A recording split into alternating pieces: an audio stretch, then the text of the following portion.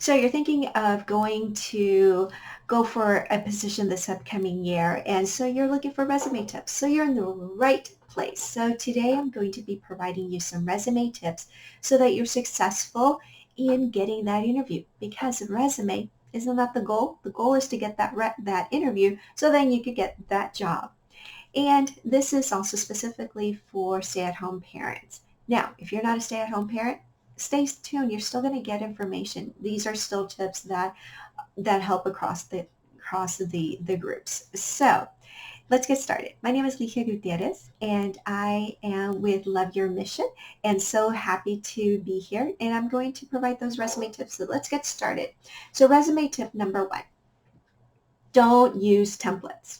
You're going to see a lot of templates. You probably have come across them. Maybe you downloaded them already.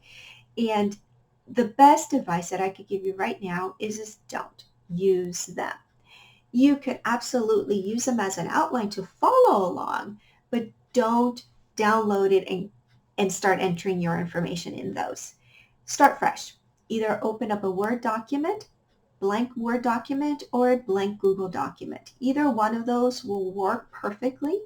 You can, again, follow the what needs to be in there, but don't use the templates. There's also some beautiful templates out there. There's some like with Canva, and Canva creates beautiful, beautiful ones to use. However, they're not the ones that you need to be using. Unless you're going to be hand delivering a resume and they require you to submit a beautiful one, don't use that. Just don't. So the best approach again is to have a boring resume but with quality content. Boring resume but quality content. That's the type of resume that you need to be submitting, rather than trying to go for something that's just going to look beautiful but it just doesn't read well. Why? Typically, more companies use an application tracking system, an ATS system. And so sometimes those templates, those resume template type resumes that you create will have columns or will have different type of fonts, etc.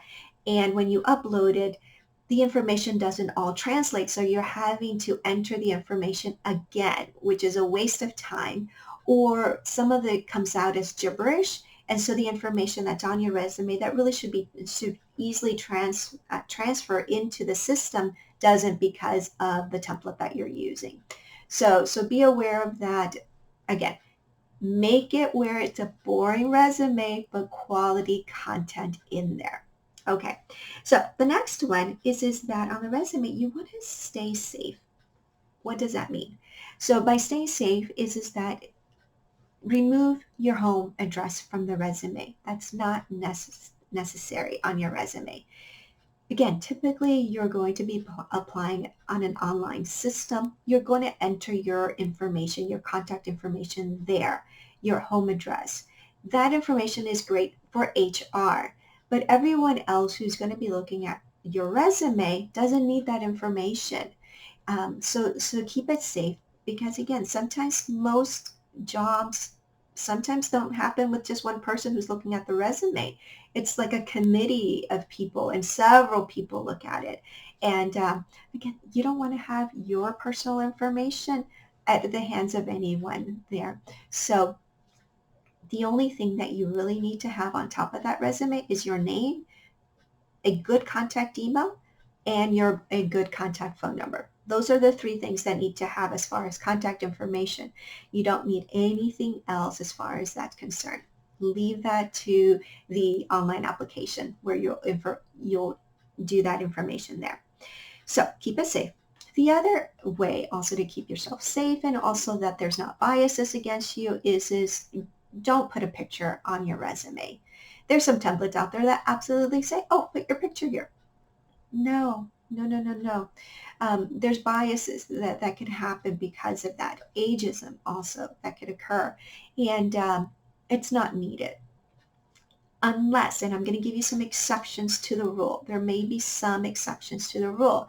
Is that if the job instructions, posting, say that you're supposed to submit a headshot, then you're going to submit a headshot. But it may not necessarily need to be put on the resume. It just needs to be a supplement document or supplement image that needs to be submitted for that. The other exception is that it may be based on the country. Typically in the United States, a resume is a picture is not required or really frowned upon to have on your resume. So typically in the US, that's not the norm.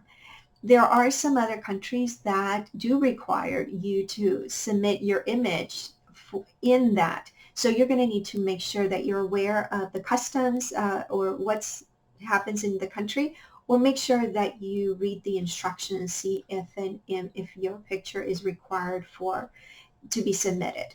Again, it could be a separate document, or it may be required that you have to put it on the resume. So again, those are the exceptions to the rule. Otherwise, don't put your image on your resume. So the other thing that you want to watch for is your email, and does it age you? Is it a Hotmail account? Is it an AOL? Is it a Yahoo? Those may be frowned upon by if you're applying for, let's say, a high-tech type job.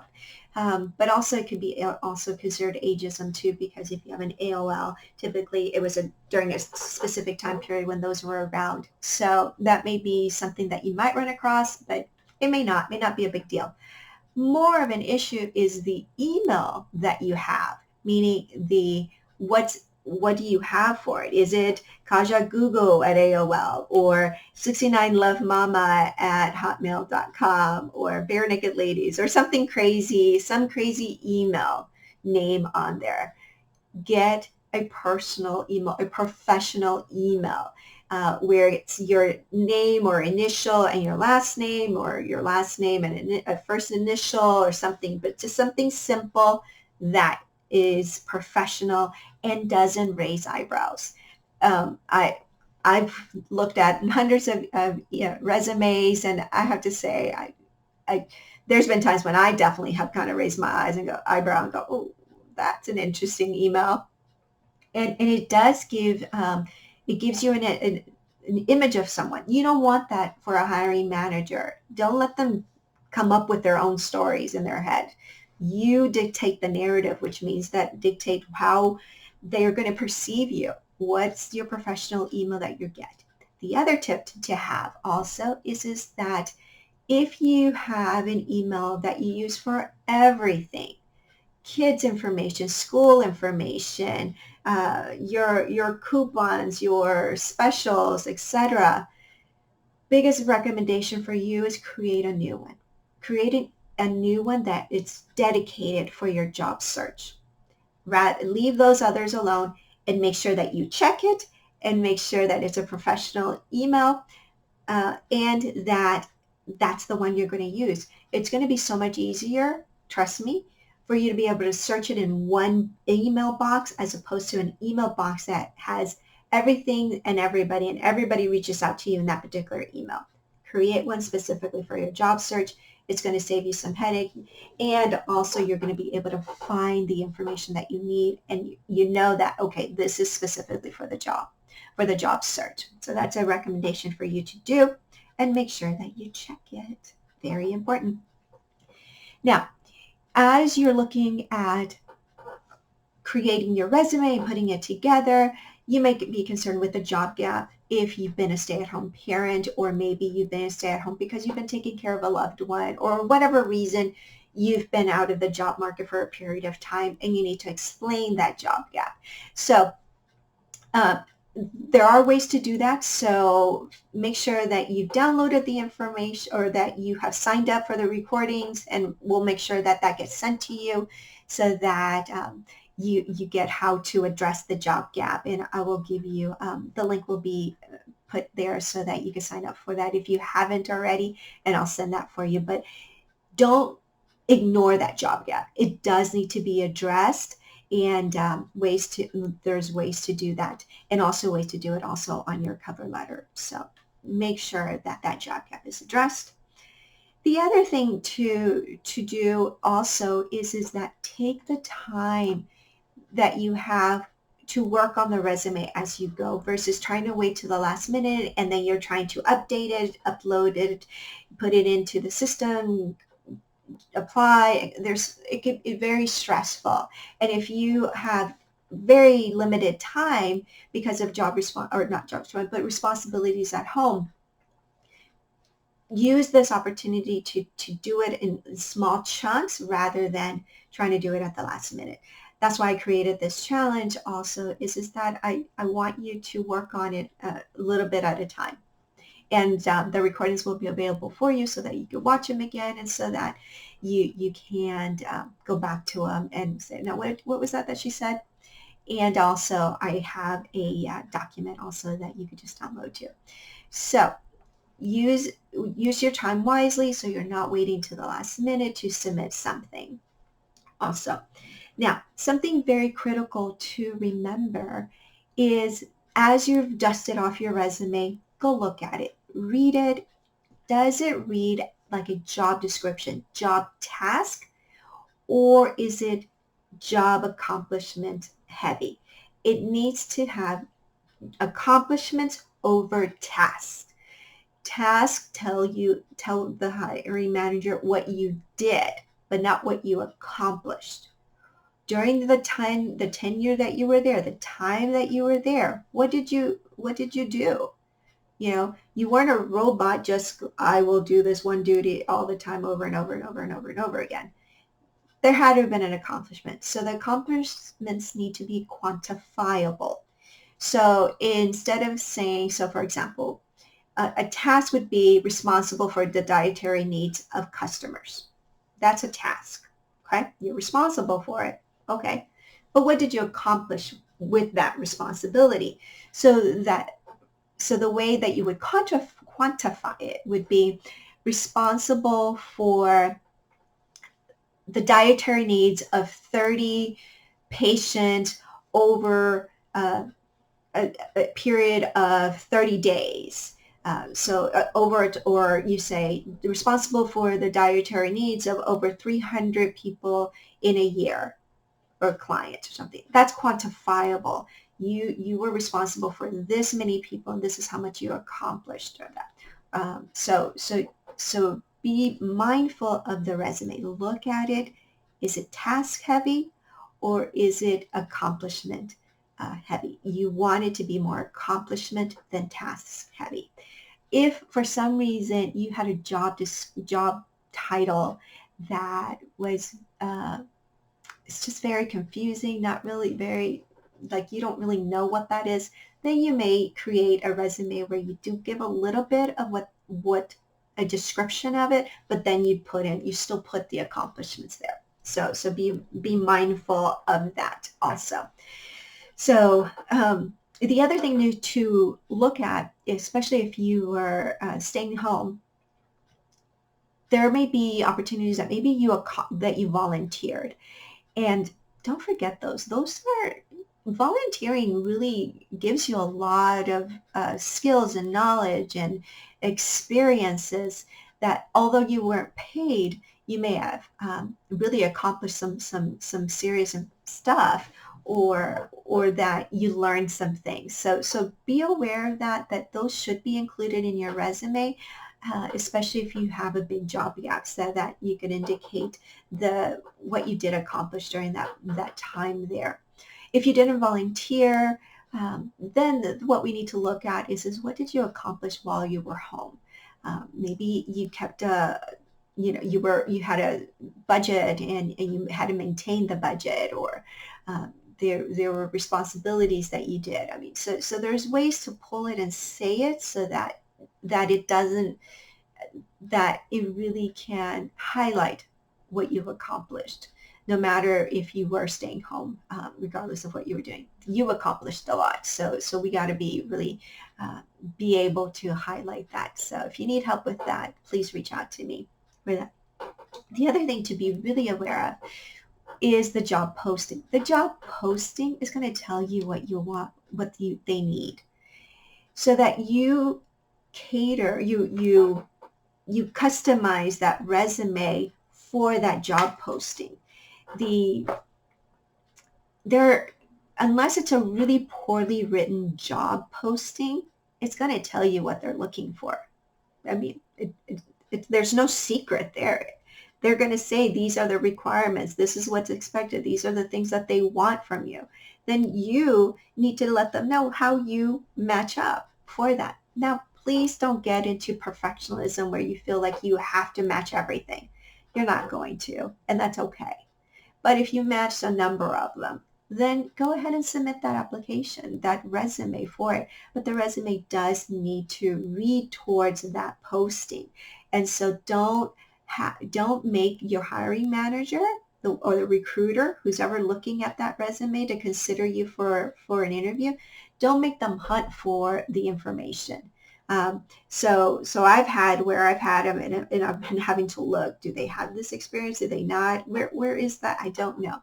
That's where we now are going to talk about the next thing. You don't need a career objective. You will see some templates that will have career objective. That is not needed. What you do need is a career summary or career profile. That's where you can include some of this key things that they're looking for. So if they're looking for a data analyst that has 5 years of minimum experience and you have 10, you could say 10 years of data analysis or analytics or et cetera in your summary for that. Or extensive experience in that, especially if you have a lot of experience and you're worried that there may be some ageism happening. So you could use extensive as opposed to 20 years of experience. You could do that. So read the job posting, because the job posting will tell you what they're looking for, the skills, the knowledge, the soft skills that are needed. That's where you compare it. Get your highlighter out, highlight what's on that job posting, and then go look at your resume, highlight what you have, and what do you need to beef up that will make you a solid candidate. That's important. So those are some tips there. And then the last tip that I have for you that's super, super important, it goes back to that job posting. Be aware of deadlines. Deadlines are so important. For you to spend all the time you did to update your resume, to update your cover letter, to upload the information into that application system, and then you miss the deadline, it is a pain. It's awful. So don't do that. Be aware of when it is, especially if you're applying for several different jobs and you're modifying the resume for each of the jobs and you're creating a new cover letter for each of them. Then you want to make sure that you know the deadlines, because you don't want to be working on one of them when you could have been working on the other because that deadline was sooner. And there are ways to do this without you being so stressed out that you're having to recreate a whole resume. What I do with my clients is that we create a foundation resume, and then that foundation resume gets modified a little bit and tweaked for a different specific job for that also. And I did want to mention one more thing. If you are looking for someone to do your resume for you, to create one for you, be very mindful of that. Someone can write a resume for you based on an old resume that you've had and maybe the way that maybe they chatted with you, etc., and create one. But here's the other that sometimes happens with that. You may look at the resume and it doesn't sound like you, or you feel like you have to live up to that resume that someone wrote for you. The best approach when you're creating a resume with help from someone that you've hired as a coach. So like for me, the way I work with my clients is it's collaborative. Is that I will read it, I will review it, and then I will give tips and instructions of what needs to happen and consultation tips and stuff like that. But it's collaborative. It is not one where I'm going to write it and it just doesn't, and it doesn't convey well for that person, because you know yourself so much better and you know what feels comfortable for you and what it says. But you just need the guidance to create a beautiful resume that will get you seen and be considered for a job interview. So again, absolutely I always recommend for you at one point in your career to get someone professional to look at your resume, but be very mindful that it's a collaboration as opposed to someone just takes information, creates something for you, and again, you have to live up to that resume and you don't feel comfortable with it. So, or maybe just doesn't even get you seen. So be aware of that and be very mindful of that. So these are some of the tips that I have for you for the resume tips. Next is going to be LinkedIn tips that we will be talking about the next round that I have, and I will give you that information. Make sure that you're getting the recordings if you are part of the challenge that I have, that these are what that we'll be sending to you so that you have them available. If you need additional information, then reach out to me. I'm happy to help. And I look forward to talking to you soon. My name is Licia Gutierrez with Love Your Mission. All my best.